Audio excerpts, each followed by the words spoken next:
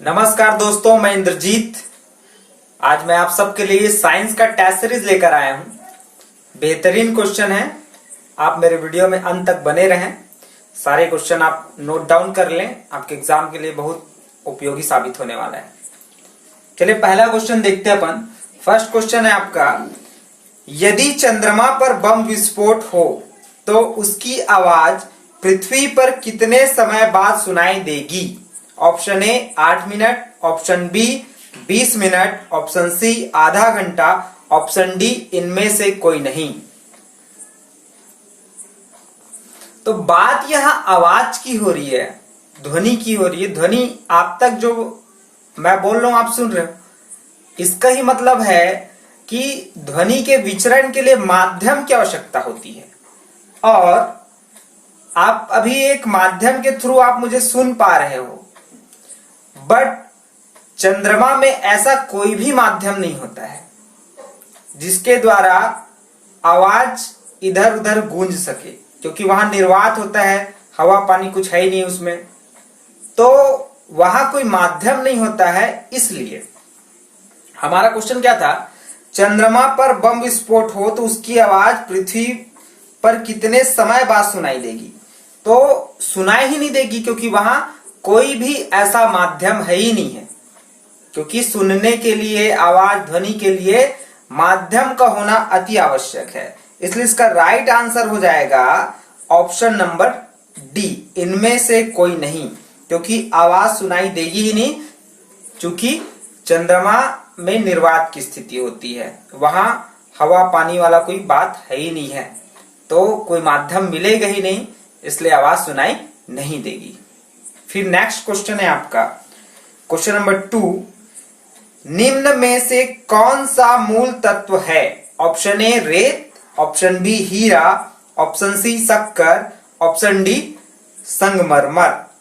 तो एक एक करके आप ऑप्शन को चेक करिए। सबसे पहले मूल तत्व का मतलब क्या है कि वो और किसी से ना बना हो, एकदम पर्टिकुलर उसी का हो। अच्छा, सबसे पहला ऑप्शन क्या हो गया आपका, रेत। तो रेत जो है वो क्या होता है, चट्टानों से टूटकर बना होता है रेत। फिर है आपका ऑप्शन नंबर सी शक्कर।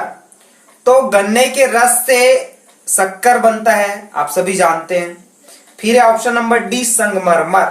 संगमरमर का क्या है भाई, एक होता है आपका कडप्पा शैल समूह।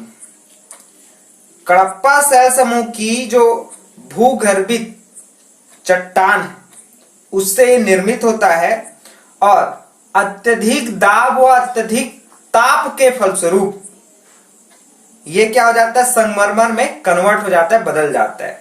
अभी कडप्पा शैल समूह होता क्या है, तो ये होता है आपका जैसे जहां चूना वगैरह मिलता है ना, जिससे हम लिपाई करते हैं, वो है आपका कडप्पा शैल समूह।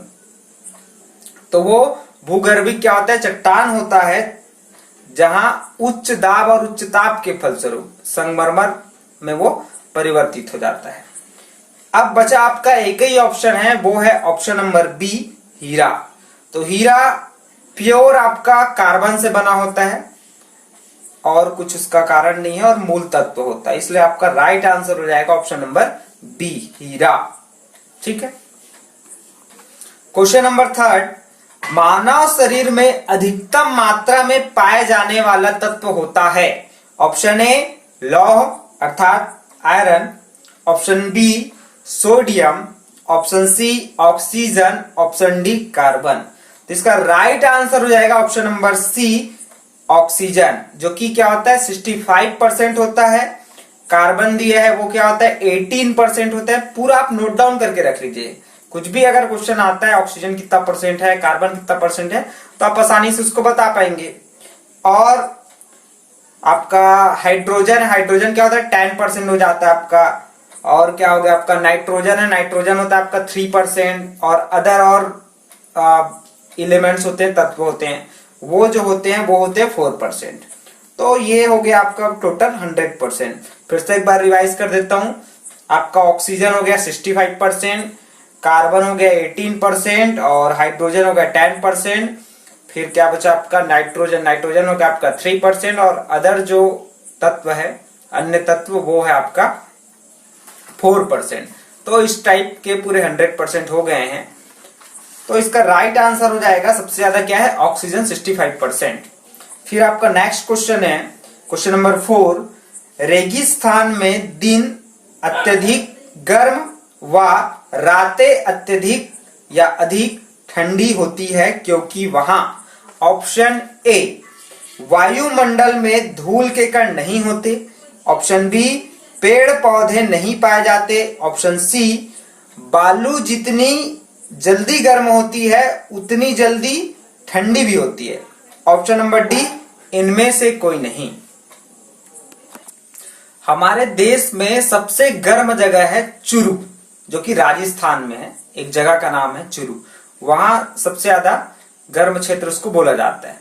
अच्छा, हमारा क्वेश्चन क्या है रेगिस्तान के बारे में। तो रेगिस्तान में होता क्या है वो आप थोड़ा देख लीजिए। रेगिस्तान का दिन में जो औसतन तापमान होता है वो होता है आपका 50 अंश सेल्सियस, ठीक है, लेकिन रात का जो औसतन तापमान है वो 15 से 20 डिग्री हो जाता है। तो आप देख लीजिए कितना अंतर है, दिन में क्या है 50 और रात में क्या हो रहा है वो 15 से 20 डिग्री में आ जाता है। अच्छा, हमारा क्वेश्चन बोला क्या है कि दिन में अत्यधिक गर्म और रात में अधिक ठंडी होती है क्योंकि वहां, और इसके ऑप्शन दिए हुए। तो मैं आपको एकदम क्लियर बताता हूं, देखो होता क्या है।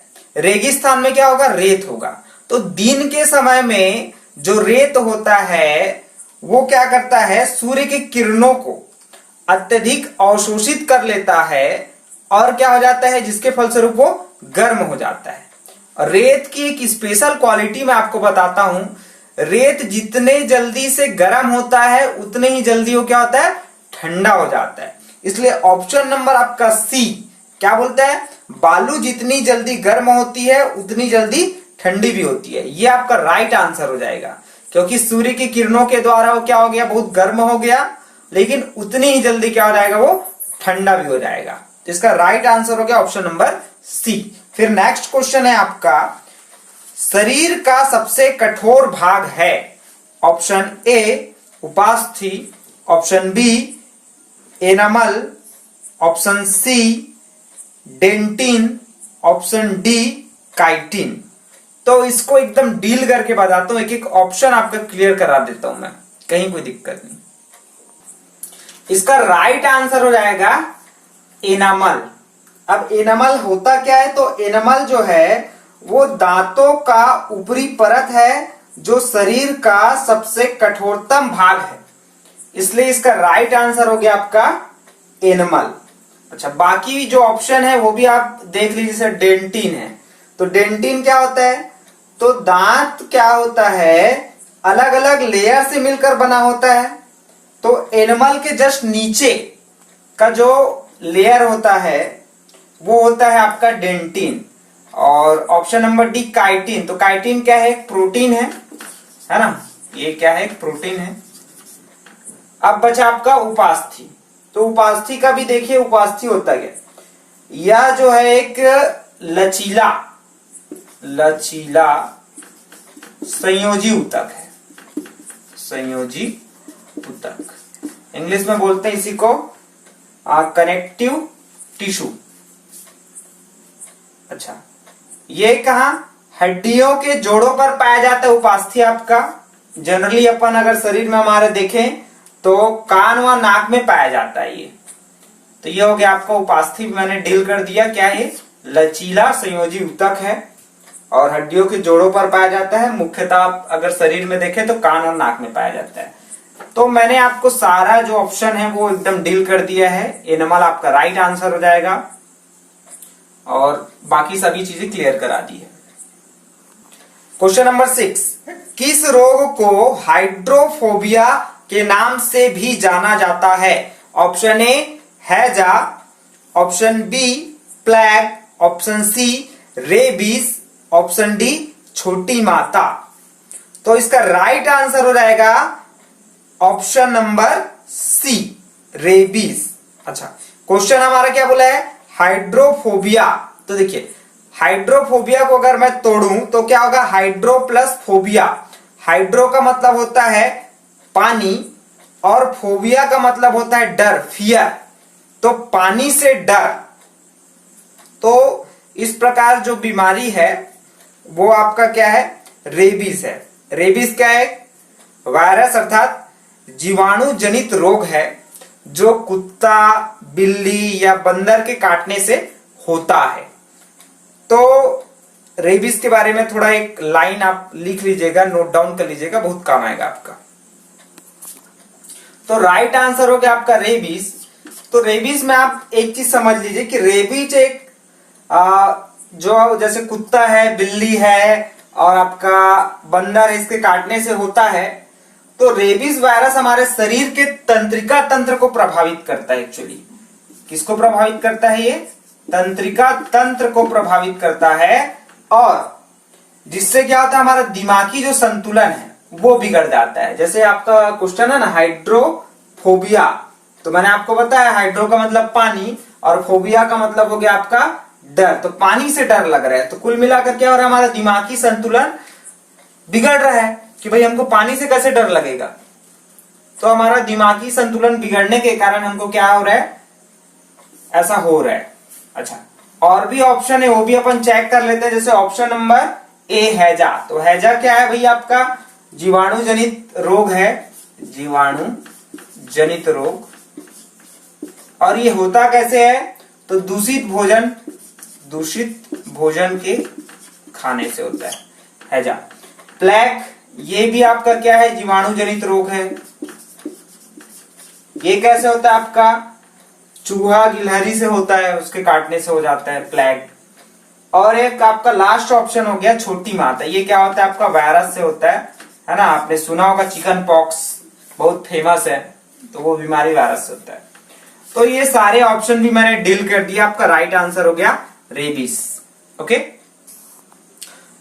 क्वेश्चन है आपका, खतरे के संकेतों के लिए लाल प्रकाश का प्रयोग किया जाता है। ऑप्शन ए, इसका प्रकीर्णन सबसे कम होता है। ऑप्शन बी, यह आंखों के लिए आरामदायक है। ऑप्शन सी, इसका सबसे कम रासायनिक प्रभाव है। ऑप्शन डी, हवा द्वारा इसका अवशोषण सबसे कम होता है। तो देखिए इसका राइट आंसर हो गया आपका ऑप्शन नंबर ए, इसका प्रकीर्णन सबसे कम होता है, रेड कलर का। अच्छा, प्रकीर्णन का मतलब होता है फैलाव, कि कोई कलर कितना फैल रहा है, और वो डिपेंड करता है तरंगदैर्ध्य वेवलेंथ के ऊपर, वो डिपेंड करता है। तो जो रेड कलर का तरंगदैर्ध्य होता है, वेवलेंथ होता है, वो क्या होता है, सर्वाधिक होता है। अर्थात क्या होगा कि वो कलर फैलेगा नहीं, और कलर फैलेगा नहीं तो क्या हो जाएगा, वो दूर से दिखाई देगा हमको। इसलिए हम क्या करते हैं, रेड कलर का यूज खतरे के लिए करते हैं। कहीं भी खतरा है तो रेड का ऐसा क्रॉस आपको देखने को मिल जाएगा, या आप कई चीजें देख सकते हैं, जैसे ट्रैफिक सिग्नल है उसमें भी रेड कलर की यूज किया जाता है, क्योंकि वो दूर से दिख जाता है कि रेड लाइट है। तो ये हो गया आपका राइट आंसर ऑप्शन नंबर ए, इसका प्रकीर्णन सबसे कम होता है रेड कलर का, इसलिए इसका यूज किया जाता है खतरे के संकेत के रूप में। एम्बुलेंस में देखेंगे वहां भी आपको रेड में ही लिखा रहता है एम्बुलेंस। तो ये बहुत सारी चीजें हैं जो कि रेड कलर में होता है, क्योंकि हमको दूर से दिखाई दे देता है, क्योंकि उसका प्रकीर्णन बहुत कम होता है, ज्यादा फैलता नहीं कलर। ठीक है, नेक्स्ट मोस्ट इंपोर्टेंट क्वेश्चन है, सीसीटीवी का पूर्ण विस्तार है। सीसीटीवी कैमरा आप सभी जानते हैं, तो उसका फुल फॉर्म क्या है, ये ऑप्शन आप देख लीजिएगा। Option A, closed camera TV. Option B, closed computer TV. Option C, closed compact TV. Option number D, closed circuit TV. तो इसका राइट आंसर हो जाएगा option number D, closed circuit TV. TV का मतलब वही television. Okay, next most important question, question number 9, दाल कुल के पौधों की जड़ में पाया जाता है। ऑप्शन ए, जीवाणु। ऑप्शन बी, विषाणु। ऑप्शन सी, कवक। ऑप्शन डी, इनमें से कोई नहीं। तो इसका राइट आंसर हो जाएगा जीवाणु। तो ऑप्शन नंबर ए जीवाणु आपका राइट आंसर हो जाएगा। एक्चुअली होता क्या है, देखो दाल कुल के लिए बोला है, तो दाल में जैसे अपन उदाहरण के लिए चना, तो चना के पौधों में क्या होता है, उसके जड़ों में गांठ पाया जाता है, जिसमें क्या होता है, जो राइजोबियम नामक बैक्टीरिया होता है, जीवाणु होता है, वो पाया जाता है, जो कि क्या करता है, नाइट्रोजन फिक्सेशन का कार्य करता है, अर्थात पौधों को नाइट्रोजन उपलब्ध कराने का कार्य वो आपका राइजोबियम नामक बैक्टीरिया करता है। इसलिए आपका राइट आंसर हो जाएगा ऑप्शन नंबर ए जीवाणु। क्वेश्चन नंबर 10, निम्न में कौन सा रासायनिक परिवर्तन नहीं है? ऑप्शन ए केले का पकना, ऑप्शन बी दूध का जमना, ऑप्शन सी जूट थैले का सड़ना, ऑप्शन डी सूती कपड़े का सूखना। तो बहुत ही इंपॉर्टेंट क्वेश्चन है ये भी, रासायनिक परिवर्तन के बारे में पूछा गया है और इससे एक क्वेश्चन हर साल बन रहा है। रासायनिक समीकरण हो या रासायनिक परिवर्तन हो, तो इस टॉपिक में आप बहुत अच्छे से परिपक्व हो जाएं, कोई भी क्वेश्चन आए तो आपसे आसानी से बन पाए, इस टाइप की आपको तैयारी करनी है। चलो ऑप्शन से अपन चेक करते जाते हैं। पहला ऑप्शन है आपका केले का पकना, तो भाई केला कच्चा है वो पक्का हो रहा है, इसका ही मतलब है उसमें कुछ ना कुछ रासायनिक परिवर्तन हो रहा है। तो सबसे पहले एक लाइन आप समझ ली कि रासायनिक परिवर्तन होता क्या है, ठीक है। तो सबसे पहले अपन यही समझ ले कि रासायनिक परिवर्तन क्या होता है। रासायनिक परिवर्तन का मतलब क्या है, जब कोई पदार्थ किसी अन्य पदार्थ से मिलकर एक नया पदार्थ बनाता है, या बोल सकते हैं अपन कि जब कोई दो पदार्थ मिलकर एक नया पदार्थ बनाता है, उसको अपन क्या बोलते हैं, रासायनिक परिवर्तन कहते हैं। अच्छा, उदाहरण के लिए ले सकते हैं अपन लोहे पर जंग का लगना या दूध का फटना, ये सब क्या है, रासायनिक परिवर्तन के अंतर्गत आएंगे। जैसे ऑप्शन नंबर बी अपन देखते हैं तो क्या है, दूध का जमना, तो दूध का दही में बदलना, ये भी क्या हो गया, आपका एक रासायनिक परिवर्तन हो गया।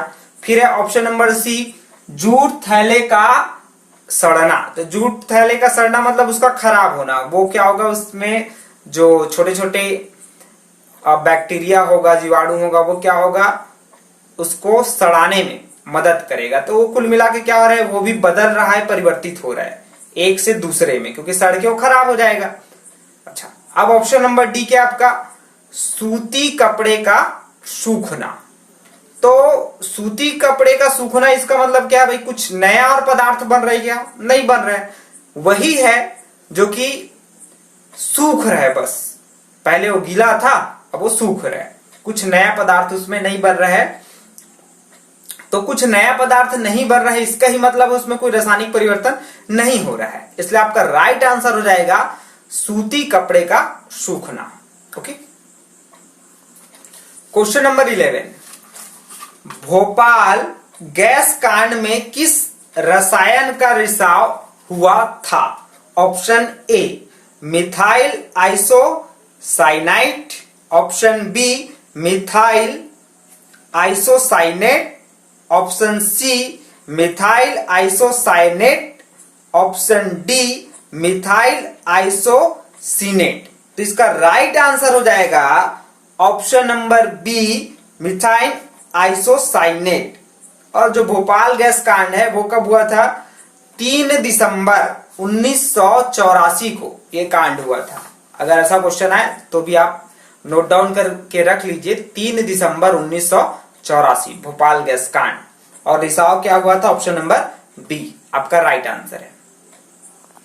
क्वेश्चन नंबर 12, पेट्रोल इंजन में कार्बोरेटर का कार्य है? ऑप्शन ए चाल को नियंत्रित करना, ऑप्शन बी इंजन को ठंडा रखना, ऑप्शन सी इंजन को सतत पेट्रोल प्रदान करना, ऑप्शन नंबर डी इंजन को वायु और पेट्रोल वाष्प का सही अनुपात में मिश्रण प्रदान करना। तो पेट्रोल इंजन में कार्बोरेटर का कार्य जैसे ऑप्शन नंबर ए है, चाल को नियंत्रित करना दिया है, तो भाई चाल को हम किससे नियंत्रित करते हैं, एक्सीलेटर से नियंत्रित करते हैं, तो ये तो आपका आंसर होगा नहीं। इसका राइट आंसर हो जाएगा ऑप्शन नंबर डी, इंजन को वायु और पेट्रोल वाष्प का सही अनुपात में मिश्रण प्रदान करना। देखिए पेट्रोल को जलने के लिए वायु अर्थात ऑक्सीजन की आवश्यकता है, क्योंकि किसी भी पदार्थ को जलने के लिए ऑक्सीजन की आवश्यकता है। ऑक्सीजन के बिना कोई भी पदार्थ नहीं जल सकता। तो जब क्या होगा, उसको ऑक्सीजन मिलेगा अर्थात वायु मिलेगा, तो क्या हो जाएगा, वो पेट्रोल जलने लगेगा। तो ये पेट्रोल इंजन का कार्बोरेटर का कार्य हो जाएगा। क्या है आपका आंसर, इंजन को वायु और पेट्रोल वाष्प का सही अनुपात में मिश्रण प्रदान करना। ठीक है, इंजन को क्या मिले, वायु और पेट्रोल वाष्प का सही अनुपात में मिश्रण प्रदान करना। ये आपका राइट आंसर हो जाएगा। क्वेश्चन नंबर 13, आंख के किस भाग के नष्ट हो जाने पर आंखों की रोशनी समाप्त हो जाती है? Option A retina, option B iris, option C cornea, option D pupil. तो ये सभी आंख के आपके भाग हो गए। Option number C right answer हो जाएगा कार्निया। कार्निया होता क्या है, जो आंख का ऊपरी परत होता है, यहीं से होकर क्या होता है, प्रकाश आंख में प्रवेश करता है। तो ये आपका राइट आंसर हो जाएगा कार्निया। अगर कार्निया नष्ट हो जाए तो आंखों की रोशनी क्या हो जाएगी, समाप्त हो जाएगी। मोस्ट इंपोर्टेंट क्वेश्चन है, एलपीजी गैस सिलेंडर में लीकेज होने का पता चल जाता है। ऑप्शन ए इथाइल मर्केप्टन की उपस्थिति के कारण, ऑप्शन बी मेथिल मर्केप्टन के कारण, option C acetylene, option D कोई नहीं। तो एलपीजी गैस अर्थात जो एलपीजी सिलेंडर अपन यूज करते हैं घरों में, लिक्विड पेट्रोलियम गैस एलपीजी का फुल फॉर्म होता है, तो इसका रिसाव होना तो थोड़ा आम बात है, हम भली भांति परिचित हैं इससे। एक्चुअली क्या होता है, जो आपका एलपीजी गैस है उसमें क्या मिक्सचर होता है, उसमें पहले से ही प्रोपेन और ब्यूटेन तो रहते ही हैं, उसमें ऐड किया जाता है अलग से इथाइल मर्केप्टन को। तो एक जो स्मेल आपको आता होगा गैस का, वो यही है आपका इथाइल मर्केप्टन। तो इसकी उपस्थिति के कारण क्या होता है, लीकेज का हमको पता चलता है, जो स्मेल आता है उससे। ठीक है, उसमें पहले से क्या ऐड होता है, प्रोपेन और ब्यूटेन, वो तो रहता ही है प्राकृतिक रूप से। इसमें नया चीज क्या हो जाता है, नया चीज अपन क्या ऐड कर रहे हैं उसमें, ताकि रिसाव अपने को पता चल जाए। तो ये आपका इथाइल मर्केप्टन, इसकी उपस्थिति के कारण क्या हो जाता है, एलपीजी गैस में अगर लीकेज हो तो हमको स्मेल के थ्रू पता चल जाता है। फिर नेक्स्ट क्वेश्चन है आपका मोस्ट इंपोर्टेंट और दैनिक जीवन से आपका क्वेश्चन लिया है, बहुत जबरदस्त क्वेश्चन है। देखिए क्या है, इंसुलिन की कमी के कारण होने वाला रोग है। Option A beriberi, option B diabetes मधुमेह, option C cancer, option D anaemia. तो इसका राइट आंसर हो जाएगा आपका, इंसुलिन की कमी के कारण क्या होता है आपको, डायबिटीज अर्थात मधुमेह नामक बीमारी रोग होता है। अच्छा, इसका मैं पूरा प्रोसेस बता देता हूं कैसे होता है, क्या होता है, बहुत इजीली। देखिए इंसुलिन होता क्या है, इंसुलिन एक क्या है, हार्मोन है जो कि हमारे शरीर के अग्नाशय से स्रावित होता है। अच्छा, इसका कार्य क्या है ये भी अपन देख लेते हैं। हमारे शरीर में क्या है, ग्लूकोज है, तो ग्लूकोज को ग्लाइकोजन में कन्वर्ट करने का काम ये आपका इंसुलिन हार्मोन करता है।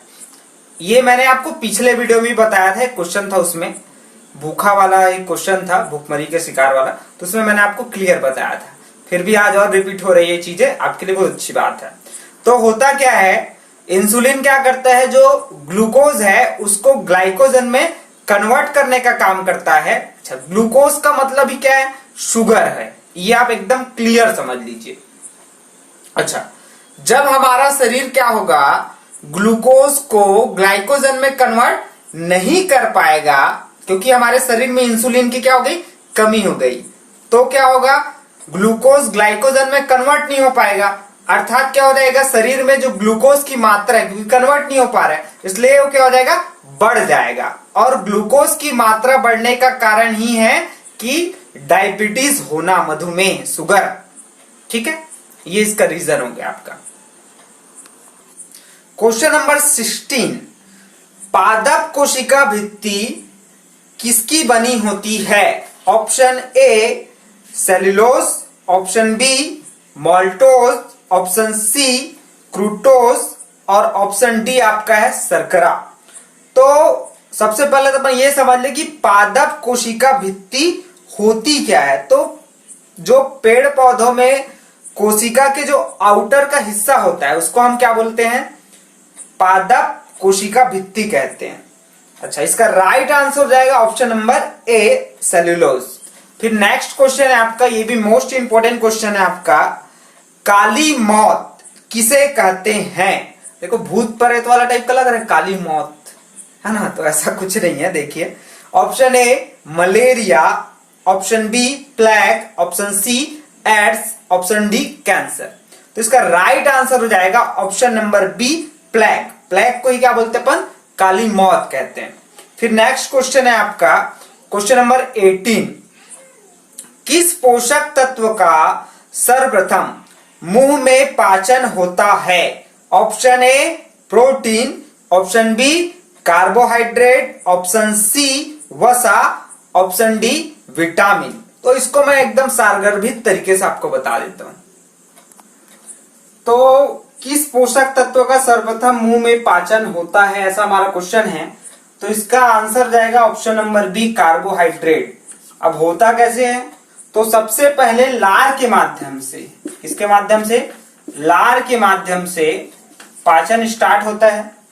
अच्छा, इसके पश्चात क्या होगा, जो आपका प्रोटीन है सेकेंड नंबर में आएगा आपका प्रोटीन। प्रोटीन कैसे, अमाशय में, अमाशय में, अमाशय में क्या होगा, पाचन शुरुआत हो जाएगा, पाचन का शुरुआत। फिर थर्ड नंबर में आएगा आपका वसा। ये क्या होता है आपका छोटी आंत में, छोटी आंत में क्या हो जाता है, पाचन शुरुआत कर लेता है ये भी, ठीक है। अच्छा, सब चीज होने के बाद लास्ट में क्या होता है, हमको हमारे शरीर को क्या मिलता है, विटामिन मिलता है लास्ट में। तो पाचन के पश्चात या खाने के पाचन के बाद हमको क्या मिलेगा, विटामिन मिलेगा सबसे लास्ट में। तो सबसे पहला हो गया आपका कार्बोहाइड्रेट, फिर आएगा सेकेंड नंबर में आपका प्रोटीन, फिर थर्ड नंबर में वसा और लास्ट में आपको मिलेगा विटामिन। तो ये आप एकदम क्लियर जान लीजिए, कहीं कोई दिक्कत नहीं है। लार के माध्यम से प्रारंभ हुआ, उसके बाद क्या हुआ, अमाशय में पाचन शुरुआत हुआ तो आपको प्रोटीन मिला, फिर छोटी आंत में जब पाचन शुरुआत हुआ तो आपके शरीर को क्या मिला, वसा मिला, फिर लास्ट में सब चीज खत्म होने के पश्चात आपको क्या मिलेगा, विटामिन मिलेगा लास्ट में, ठीक है। 19 नंबर का क्वेश्चन है आपका, निम्न में से किस गैस को अजनबी गैस के नाम से भी जाना जाता है। Option number A neon, option B xenon, option C argon, option D krypton. तो इसका राइट आंसर है जिनान गैस।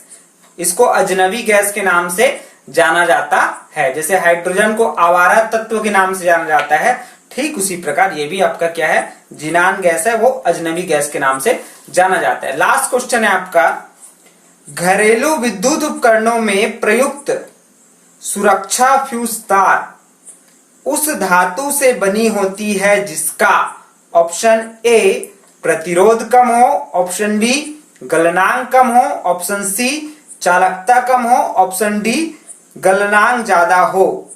तो फ्यूज तार, तो फ्यूज तार पहले समझ लेते हैं क्या होता है फ्यूज तार। देखिए फ्यूज तार क्या होता है, फ्यूज तार का मतलब क्या है, एक तार होता है वो भी। अच्छा, इसका राइट आंसर हो जाएगा ऑप्शन नंबर बी गलनांक कम होता है फ्यूज तार का। अब होता क्या है ये समझ लीजिए। देखिए ट्रांसफार्मर से क्या आ रहा है, विद्युत आ रहा है घरों में। अच्छा, अब अत्यधिक विद्युत अगर आएगा तो घर में जो विद्युत उपकरण है वो तो खराब हो जाएंगे, क्षति पहुंच जाएगी उसमें, क्योंकि जितना वोल्ट की आवश्यकता उसको है ही नहीं है, उतना वोल्ट का आ रहा है ट्रांसफार्मर के माध्यम से, तो सब ब्लास्ट हो जाएंगे। अच्छा, इसलिए क्या किया जाता है, घरों में फ्यूज तार का यूज किया जाता है। फ्यूज तार का गलनांक बहुत कम होता है। जैसे ही विद्युत ज्यादा प्रवाहित होता है, आप ही आप फ्यूज तार टूट जाता है, जिससे घर की बिजली चली गई, तो घर के जो उपकरण हैं वो सुरक्षित रहेंगे। अदरवाइज आपके पंखे हैं और फ्रीज है, कूलर है, टीवी है, एसी है, ये सब उड़ते रहते बराबर।